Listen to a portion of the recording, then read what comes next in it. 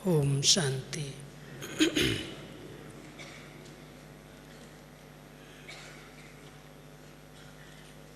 बाबा के इस बेहद घर में आप सभी को अखुट खजानों की प्राप्तियां हो रही हैं। सवेरे से रात तक मधुबन के अंदर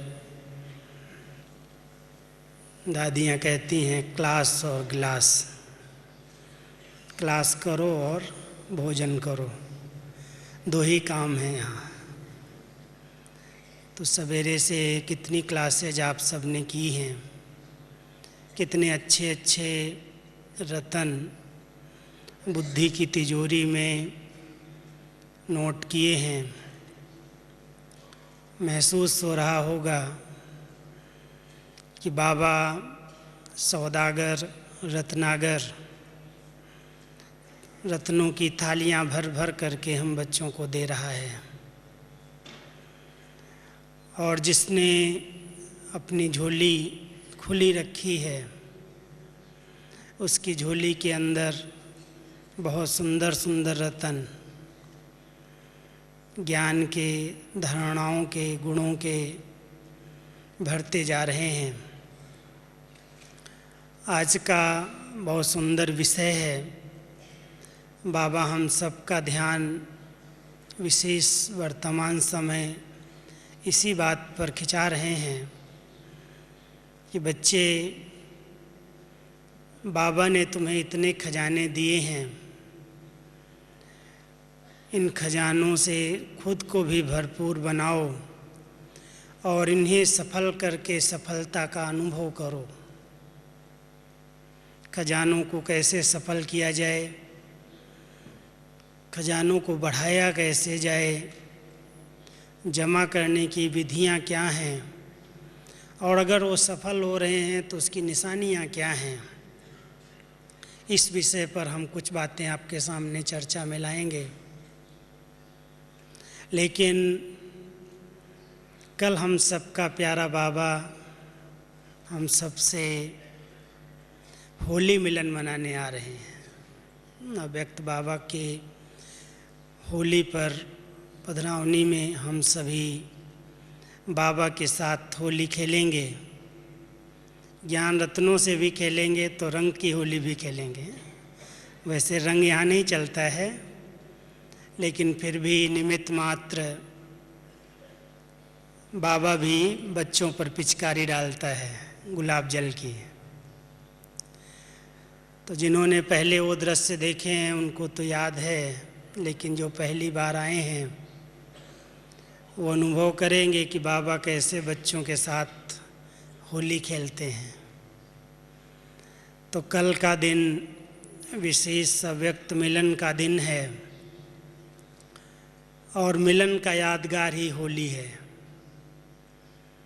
होली पर सभी एक दूसरे के गले मिलते हैं, नए वस्त्र पहनते हैं और बीती को बिंदी लगाने का प्रयास करते हैं कि जो कुछ हुआ भूल जाओ, अभी से हम मिल कर के रहेंगे। तो कल का दिन बहुत विशेष दिन है। बाबा से हम सभी सन्मुख मिलेंगे। कुछ बातों का ध्यान तो रखना ही पड़ेगा क्योंकि संगठन बहुत बड़ा है। जितनी लिस्ट थी उसे डबल संख्या आ गई है, डबल, बिल्कुल डबल से भी ज़्यादा। 8-9 हज़ार की लिस्ट आई थी और 15,000 की संख्या पहुंच गई है। तो आप सभी समझ सकते हो कि जब अधिक संख्या होती है तो क्या होता है, हर स्थान पर क्यू हो जाती है। भोजन पर भी क्यू होती है, क्लासेज में भी आने में क्यू लग जाती है, जहाँ भी जाओ वहाँ क्यू में खड़ा होना पड़ता है। और अगर एक उसमें बोलना शुरू कर दे तो आवाज़ ही आवाज़ सुनाई देती है। अव्यक्त मिलन का सुंदर अनुभव नहीं हम कर पाते। अव्यक्त स्थिति अगर नहीं तो अव्यक्त मिलन की अनुभूतियाँ नहीं हो सकती। इसलिए सबसे पहले हम विषय को उठाने के पहले एक दो बातें आप सबके ध्यान पर दे रहे हैं।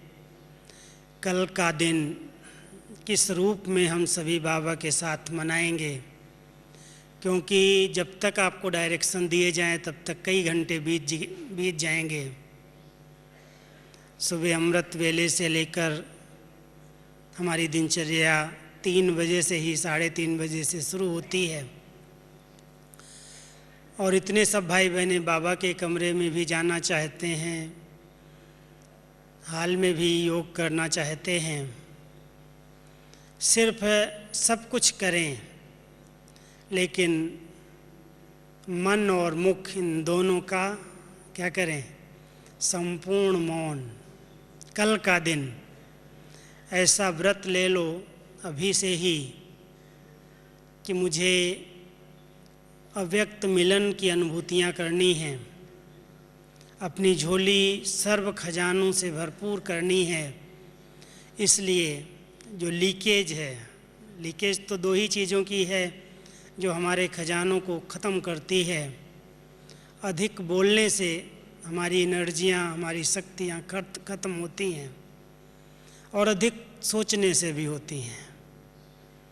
अगर कोई बहुत संकल्प चलाता है तो अधिक सोचने वाला ठीक निर्णय नहीं ले पाता, और उसकी शक्तियाँ धीरे धीरे घुटने लगती हैं, नष्ट होने लगती हैं।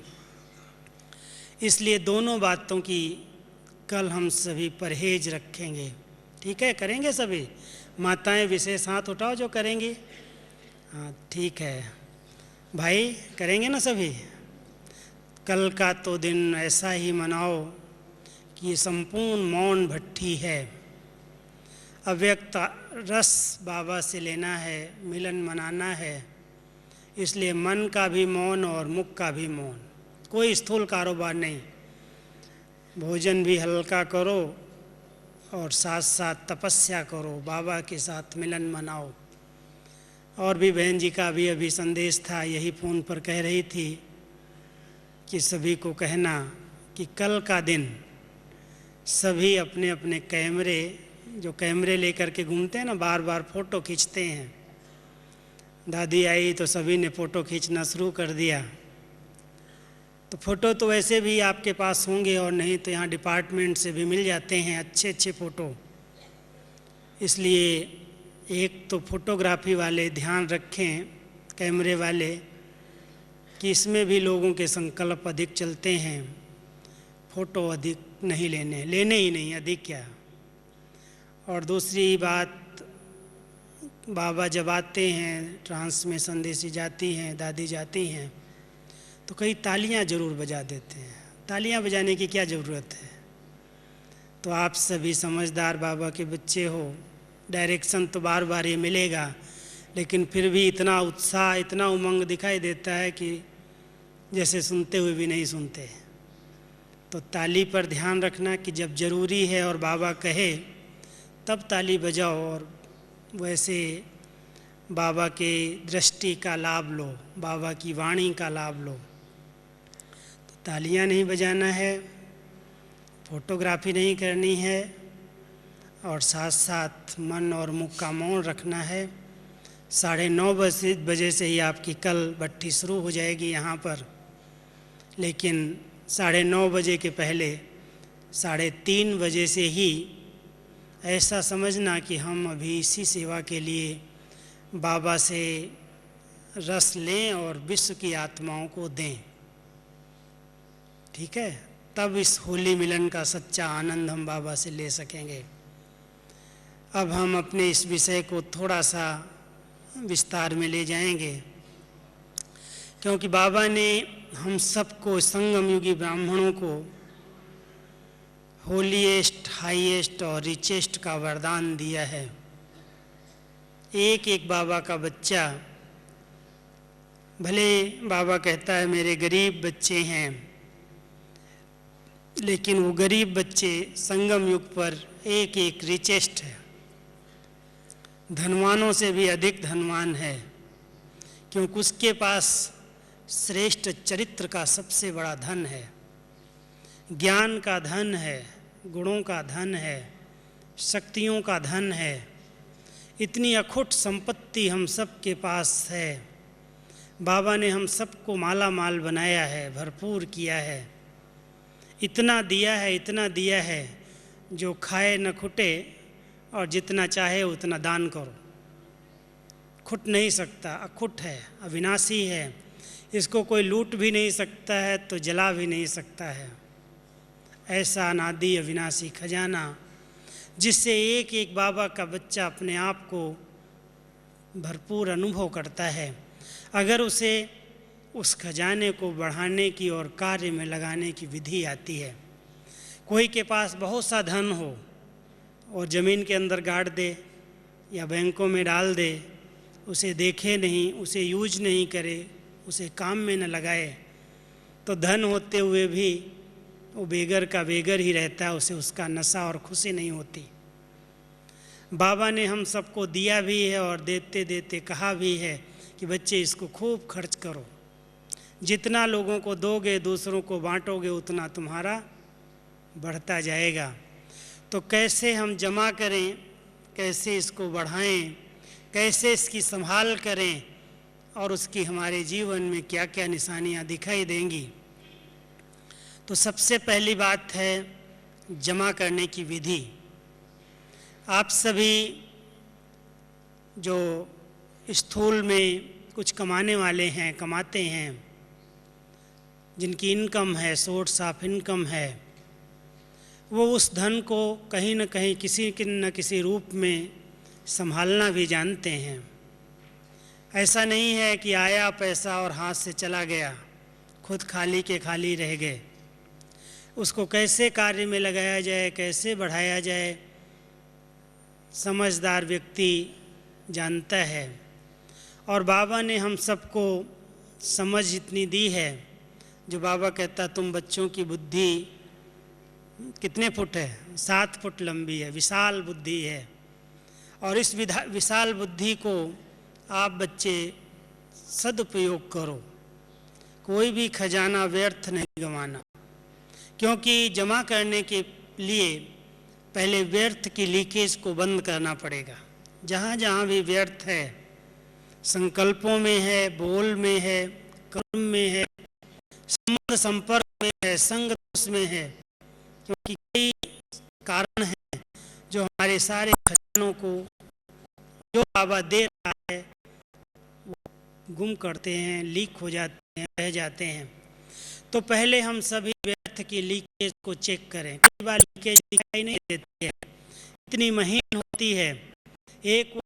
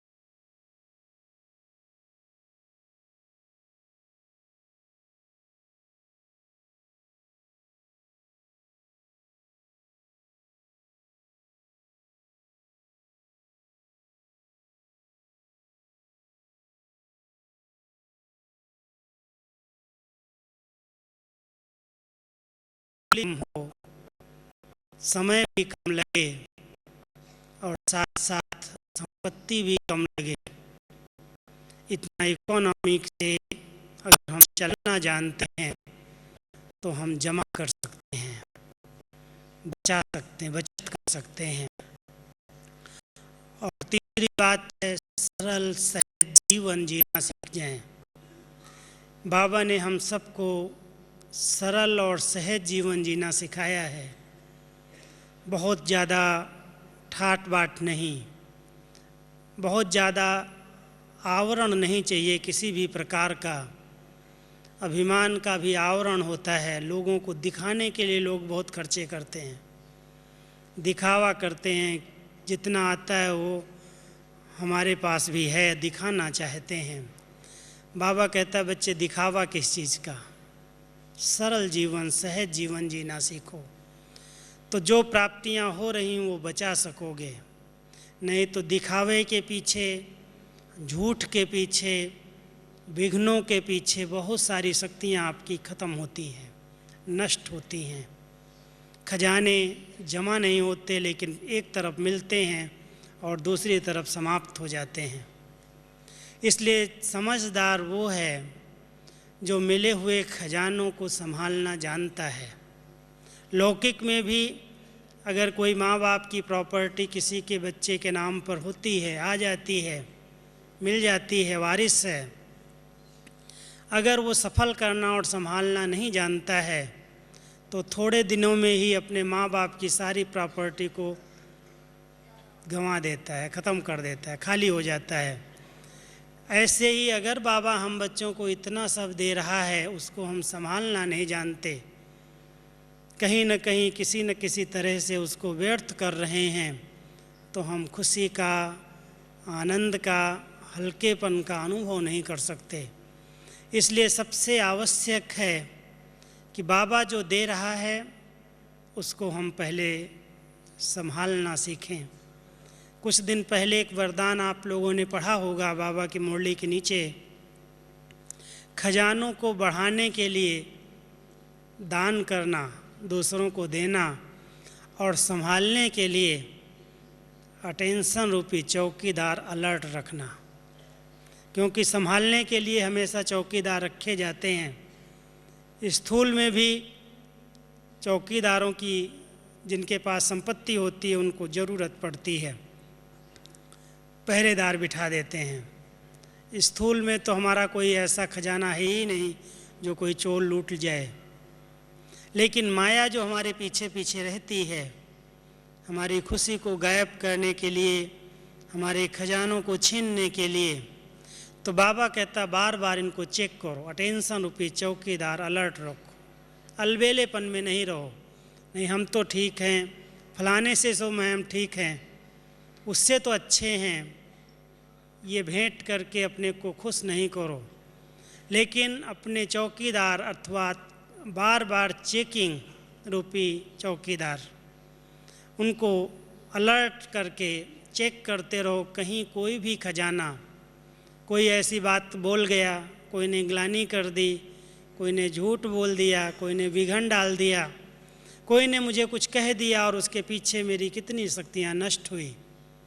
कभी गुस्सा आ गया, कभी उत्तेजना आ गई, कभी आवेग आ गया, थोड़ी थोड़ी बात में कभी जोश आ गया, हमारी बहुत सी शक्तियाँ, बहुत से खजाने उसके पीछे नष्ट होते हैं। इसलिए ध्यान रखना है, अपने चौकीदारों को अलर्ट रखना है कि कोई भी हमारा खजाना किसी भी हालत में माया रूपी चोर लूट करके न ले जाए, हमारे पास वो कायम रहे और हम उसका दान कर सकें। क्योंकि हम सभी चाहते हैं बाबा हमें सब वरदान दे दे, ऊंचे से ऊंचे वरदान को प्राप्त करने का हम लक्ष्य रखते हैं। वरदान प्राप्त करने की सहज विधि दान करो। अगर हम सभी दान करना सीख जाते हैं, मनसा द्वारा शक्तियों का दान करना सीखें, जो कुछ बाबा ने दिया है, अगर हमारी मनसा पवित्र है, शुद्ध है, एकाग्र है, स्थिर है, तो उस मनसा के द्वारा अपने आप अच्छे प्रकंपन फैलते हैं। फैलाना नहीं पड़ता, लाइट जलती है, उसका प्रकाश चारों ओर फैलता है। जितनी पावरफुल लाइट है उतनी दूर तक उसकी रोशनी जाती है। अगर हम सभी अपनी लाइट हाउस स्थिति में रहते हैं, प्रकाश स्तंभ बन करके बैठते हैं, मनसा को एकाग्र करके बैठते हैं, तो उसके पवित्र वाइब्रेशन दूर दूर तक पहुंचते हैं, आत्माओं तक। इसलिए मनसा के द्वारा अगर हम शक्तियों का दान करना सीख जाएं, तो ये मनसा वरदानी बन जाएगी। जब चाहें इसको हम कंट्रोल कर सकेंगे, जो संकल्प चाहें वो सिद्ध होने लगेंगे, संकल्पों को भी सिद्धि प्राप्त हो जाएगी अगर मनसा वरदानी बन गई तो। वाचा पर अगर हमारा कंट्रोल है और वाचा द्वारा हमने ज्ञान धन का दान किया है, जो आत्माएं संबंध संपर्क में आती हैं उनको हम कुछ न कुछ बाबा का ज्ञान देते हैं, सुनाते हैं। कोई भी आ जाए, 1-2 वर्षंस बाबा का जरूर बोलेंगे, सुनाएंगे। अगर ये अभ्यास हमारा पड़ा है तो ये वाणी भी वरदानी बन जाती है। व्यर्थ बोल इससे निकल नहीं सकते, कुवचन इससे निकल नहीं सकते। ये वाणी ऐसी होती है जिसको कहते हैं सिद्ध होने वाले सतगुरु के वचन। हमारा एक एक बोल सिद्ध होने लगता है, जो हम बोल दें वो हो जाए। लेकिन ऐसी वरदानी वाणी उनकी बनती है जो वाणी को कहीं भी व्यर्थ नहीं गंवाते। जो आया वो बोल दिया, जब आया बोल दिया, आवश्यकता नहीं और बोल रहे हैं। इस आदत को चेक करना पड़ेगा, क्योंकि कईयों में बहुत बोलने की आदत होती है, जो आता है बोलते रहते हैं, जब आता है। बाबा कहता बच्चे ये भी एक बहुत बड़ी आपके पास बोल की एनर्जी है। आप सबको मालूम होगा जब बाबा ने दादी को चुना, अव्यक्त बाबा ने, या दादी के माध्यम में जब बाबा ने आना शुरू किया, तो बाबा ने गुलजार दादी की 2 विशेषताएं शुरू में सुनाई थी कि इस बच्ची ने बोल को बहुत संयमित रखा है, एक भी बोल कभी व्यर्थ नहीं बोलती, बहुत कंट्रोल में रखा है। इसलिए बाबा के कार्य में इसकी बोल की एनर्जी काम आ रही है। 14 घंटा बाबा बोलता है दादी के द्वारा। जब अभी तो पार्ट धीरे धीरे कम होता जाता है। शुरू में बाबा शाम को 6 बजे आते थे और सवेरे 6 बजे या 7 बजे जाते थे। 12, 13, 14 घंटा हम बच्चों के बीच में रहते थे। एक एक बच्चे को वरदान से, शिक्षाओं से सजाते थे, मिलते थे। तब बाबा ने वहाँ वाक्य उच्चारे थे कि इस बच्ची ने अपने एक एक बोल को बहुत कंट्रोल में रखा, इसलिए इसकी बची हुई एनर्जी बाबा यूज कर रहे हैं और इधर उधर के संकल्प नहीं चलाती, इसलिए संकल्प की शक्ति भी जमा है। ये एनर्जी बाबा के काम में आ रही है। हम सभी भी इसको समझें। ये हमारे पास बहुत बड़ी शक्ति है, बहुत बड़ा खजाना है संकल्प का और बोल का। इसको हम ऐसे ही गंवा न दें। जो आया बोल दिया, जब आया बोल दिया। जहाँ काम नहीं वो संकल्प हम चला लें, सोचते रहें, अपने को भारी कर लें, दूसरों को भारी कर दें, सोच करके वायुमंडल को भारी कर दें। बाबा कहता बच्चे क्यों अपनी शक्तियाँ व्यर्थ कर रहे हो? ये तुम्हारी बहुत काम आने वाली हैं। तुम्हारे को बहुत बड़ी सेवा की जवाबदारी है। विश्व परिवर्तन का कार्य करना है, तत्वों को पावन बनाना है, सारी सृष्टि को बदलना है। इतना बड़ा काम मैंने तुमको दिया है और तुम थोड़ी थोड़ी बातों में कोई ने कुछ कह दिया, कुछ हो गया, कहीं जगह नहीं मिली, कहीं भोजन नहीं मिला, कोई स्थान नहीं मिला और तुम इतना डिस्टर्ब हो करके सारी खुशी नष्ट कर देते हो, अपने संकल्प की शक्ति को गंवा देते हो। ये कौन सी समझदारी है? इसलिए समझदार बाबा के बच्चे हर परिस्थिति में स्वयं को एडजस्ट करके अपनी शक्तियों को बचाते हैं। तो हम सभी अपनी शक्तियों को कहीं भी लीक होने न दें, कहीं भी व्यर्थ जाने न दें, क्योंकि इन शक्तियों के फलस्वरूप जिसने संगम पर समय सफल किया है वो पूरा कल्प क्या करेंगे? सुखमय जीवन जिएंगे। आधा कल्प उनको पूरा संपूर्ण राज्य भाग प्राप्त होगा और आधा कल्प भी कभी भी उनके समय में कभी ये नहीं कहेंगे क्या करूं, मुझे समय ही नहीं मिलता। समय को सफल किया है इसलिए समय उनका साथ देता है, समय पर उनको सहयोग प्राप्त होता है। तो समय सफल करने से पूरा समय का राज्य भाग मिलता है। ज्ञान धन को अगर सफल किया है तो बाबा कहता है कि तुम्हें कभी वजीर की ज़रूरत ही नहीं पड़ेगी, क्योंकि ज्ञान माना समझ, और जिसके पास समझ है, समझदार बन गया, उसको किसी के सलाह की ज़रूरत नहीं है। अपने आप बुद्धि समय पर उसका काम करती है, निर्णय करती है। यथार्थ समय पर उसको टच होता है कि ये करना चाहिए, ये नहीं करना चाहिए। अगर उसने अपने संकल्प को सफल किया है तो ये संकल्प कभी भी उसको बोझ का अनुभव नहीं कराते, टेंशन नहीं पैदा करते। अगर श्वास सफल किया है तो कभी श्वासों की तकलीफ नहीं हो सकती। पूरा आधा कल्प उसको निरोगी काया प्राप्त हो जाएगी। अगर शक्तियों को सफल किया है तो सारा कल्प निडर रहेगा, कोई भी उसको भयभीत नहीं कर सकता, डरा नहीं सकता है। अगर गुणों को सफल किया है तो सारा कल्प वैल्यूबल बन जाएगा। संगम युग पर जिसने इन शक्तियों को, इन गुणों को, इन खजानों को सफल किया है, बचाया है, कार्य में लगाया है, बढ़ाया है, इधर उधर नहीं गंवाया, वो पूरे कल्प की नूंद इस समय नूंद रहे हैं। हम सारे कल्प के लिए रिकॉर्ड भर रहे हैं।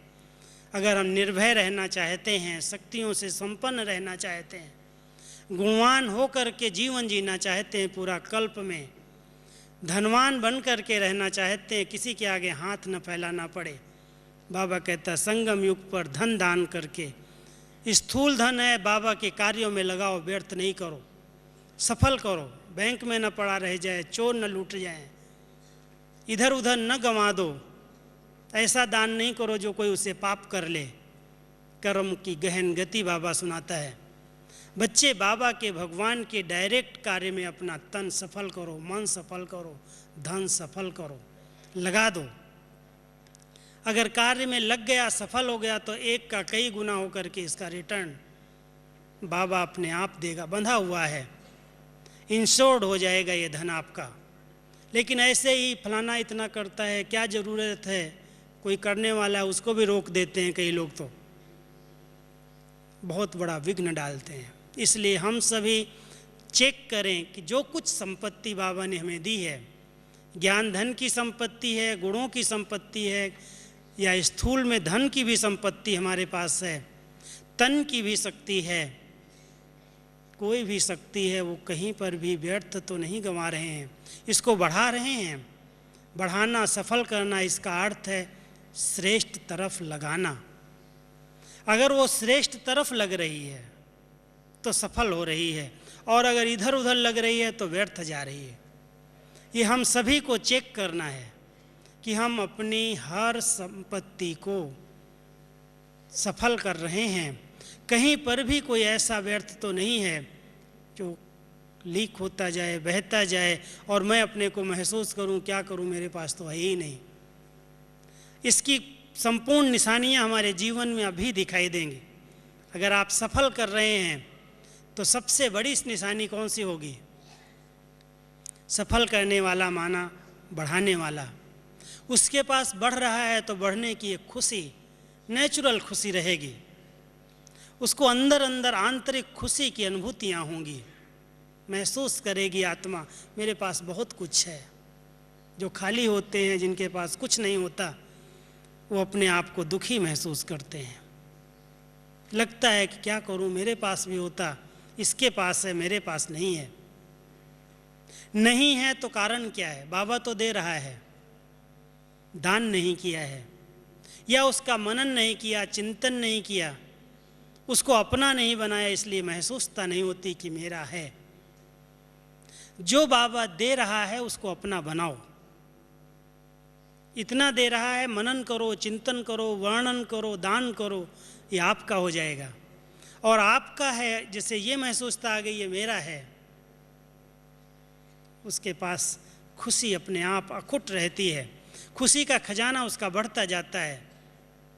दान करता है, इसलिए देने से दूसरों को जो सुख मिलता है, उस सुख के फल स्वरूप उसे दुआएं मिलती हैं, और उसका दुआओं का खाता भरपूर होता जाता है।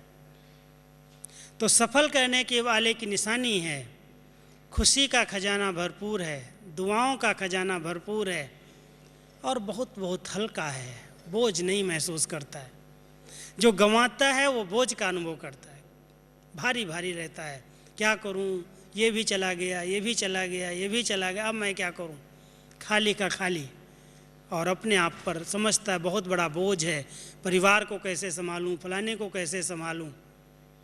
हम स्थूल और सूक्ष्म खजानों को सफल करना, बढ़ाना सीख जाएं बस। कोई भी खजाना कहीं पर भी व्यर्थ न जाए, अच्छे से अच्छे कार्य में लगाओ। एक का कई गुना बनाने की अकल आनी चाहिए, सीखना चाहिए कैसे हम इसको बढ़ाएं। जैसे कोई ब्याज देने वाले होते, समझते हैं कि इस समय ब्याज अच्छा मिलता है, रखते हैं उस पर भी, लेकिन जो अच्छे बिजनेसमैन होते हैं, देखते हैं यहाँ पर इस बिजनेस में इतनी बड़ी फ़ायदा, इतनी कमाई है, तो वहाँ पर उसको सफल करके, लगा करके कार्य में और कमाई कर लेते हैं। बाबा हमें स्थूल में नहीं सिखा रहा है, लेकिन हमें बहुत सूक्ष्म ले जा रहा है कि बच्चे, ये जो तुम्हें मैंने दिया है, जितनी आत्माओं को सुनाओगे, ये तुम्हारे अनेक आत्माएं उससे सुख का अनुभव करेंगी। वो अनेक आत्माएं जो दुखों से मुक्त हो जाएंगी, वो आपको दुआएं देंगी, और उन दुआओं के फलस्वरूप आप बहुत हल्के रहोगे, बहुत खुशी का अनुभव करोगे, आनंद का अनुभव करोगे, और आपका एक एक संकल्प सिद्ध होने लगेगा। इसलिए इसको सफल करना सीखो। इस 3 बातें मैं आपके और ध्यान पर देता हूँ कि अगर हम सभी विशेष इन खजानों से संपन्न रहना चाहते हैं, अनुभव करना चाहते हैं कि हमारा एक एक खजाना सफल हो, तो सबसे पहली बात, वर्तमान में जीना सीखो। बहुत अधिक व्यर्थ की बीती बातों का चिंतन नहीं करो। कई आत्माएं हैं जो कुछ बीत गया उसका सोचती रहती हैं, वर्तमान पर ध्यान नहीं देती। इसने ऐसा किया, उसने ऐसा किया, वो ऐसा करता, ऐसा नहीं होता तो ऐसा होता। बहुत बड़ी लंबी क्यों व्यर्थ की बीती बातों की है। पास्ट की स्मृतियां बार बार मन को दुखी करती रहती हैं, वर्तमान जीवन के सुख का अनुभव नहीं होने देती। बाबा इतना देता है, उसका खुशी का अनुभव ही नहीं होता। बीती बातों को लेकर के उसके बोझ से दबे हुए अनुभव करते हैं। इसलिए आज के दिन होली आ रही है, और होली का अर्थ है बीती सो बीती, बीत गई होली, जो हुआ हो गया। इसलिए हम सभी बीती को बिंदी लगाएं, बीती पर चिंतन न करें और भविष्य की चिंता नहीं करें। बहुत चिंता लेकर के नहीं बैठो, पता नहीं कल क्या हो जाएगा, दुनिया का क्या हो जाएगा, परिवार का क्या हो जाएगा, सृष्टि का क्या हो जाएगा। बाबा कहता जो होगा अच्छे से अच्छा होगा। हर बात में कल्याण है। बाबा के बच्चों का तो 100% कल्याण है। इसलिए कल्याणकारी युग में हम सभी बैठे हैं। हमारा बाबा कल्याणकारी है, नाम ही है कल्याणकारी शिव। बाबा जिसका कल्याणकारी है, युग कल्याणकारी है, संगम युग कल्याणकारी है, ड्रामा की हर सीन कल्याणकारी है। इसलिए मुझ आत्मा का कल्याण हो ही नहीं सकता। जब हर सीन में कल्याण है तो मैं भविष्य की चिंता क्यों करूं? अगर वर्तमान पर संपूर्ण ध्यान है, चारों सब्जेक्ट पर हमारा संपूर्ण ध्यान है, जो बाबा कह रहा है वो हम अभी कर रहे हैं, कल पर नहीं छोड़ा, कल कर लेंगे, कल किसने देखा। जो कुछ अगर हम अभी सफल कर रहे हैं, समय, श्वास, संकल्प, संपत्ति, गुण, शक्तियाँ, अगर इस समय हमारी सफल हो रही हैं तो कल तो हमारा अच्छे से अच्छा बीतने वाला ही है। कल की क्यों चिंता करूं? तो भविष्य की चिंता नहीं और बीती का चिंतन नहीं, वर्तमान में जीना सीख जाएं। सब शक्तियाँ, सब खजाने आपकी हो जाएंगी। और दूसरी बात है, इतने सब संगठन में रहते हुए अकेला रहना सीख जाओ। अकेला, बहुत शक्तियाँ बहुत के बीच में गुम हो जाती हैं, गंवा देते हैं। अकेले आए थे, अकेले जाना है, अकेले रह करके अकेले बाबा को याद करना है। 5 केले बाबा कहता, दादी हमारी कहती रोज खाओ, तंदुरुस्त रहोगे। अकेले में बैठ करके याद करो। भले ट्रैफिक है, भीड़ है, लोग हैं, लेकिन लोगों के बीच में मैं आत्मा अकेली हूँ और मैं आत्मा संकल्पों के बहाव के बीच में अकेली हूँ। समझ रहे हैं बात मेरी? क्योंकि संकल्पों की ट्रैफिक इस ट्रैफिक से भी अधिक है। ये तो 15,000 ही हैं, लेकिन संकल्प कितने चलाते हो सुबह से रात तक? उस ट्रैफिक को भी कंट्रोल करके उसमें एकाग्रता का अनुभव करो। अगर अकेले होकर के अकेले बाबा को अकेले में याद करेंगे तो क्या होगा? सब शक्तियों को आप अपने में जमा कर सकेंगे। बहुत सारी शक्तियाँ आपके पास आती जाएंगी।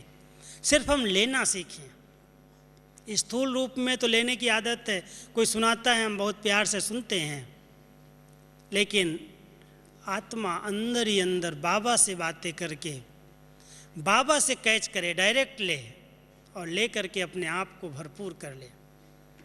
तो हम सभी एकांत में बैठ करके, अकेले में रह करके और बाबा से अकेले में बातें करके सब शक्तियों को ग्रहण कर सकते हैं, जमा कर सकते हैं। और तीसरी बात जो आपको बताई, सरल और सहज जीवन, बहुत ज़्यादा आवरण नहीं, बहुत ज़्यादा अभिमान नहीं, दिखावा नहीं, सो नहीं, बहुत सरल जीना सीख जाएं, सहज जीना सीख जाएं। जो बाबा ने दिया है, जितना दिया है बहुत दिया है, मेरे जितना किसी को भी नहीं दिया। ऐसे नहीं इसको इतना दिया मेरे को कम दिया। जिसने भेंट करना शुरू किया, किसी से भी भेंट करेंगे अगर, तो आपको कभी भी उस प्राप्तियों की खुशी का अनुभव नहीं होगा। जितना बाबा ने मुझे दिया है, जितना मेरे पुण्य की कमाई है, जितना मेरा श्रेष्ठ भाग्य है, उस भाग्य को कोई भी छीन नहीं सकता। इसलिए दूसरे से भेंट करने की बजाय अपने मिले हुए खजानों को चेक करो और देखते रहो और बढ़ाते रहो, खुद को उसमें भरपूर करो। वाह बाबा वाह, आपने मुझे कितना दिया है, इतना जो श्रेष्ठ धन दिया है, संपत्ति दी है, संतुष्टता का खजाना दिया है, दिव्य गुणों का खजाना दिया है। मैं आत्मा उन गुणों से भरपूर रहूं, बस मुझे और कुछ नहीं चाहिए।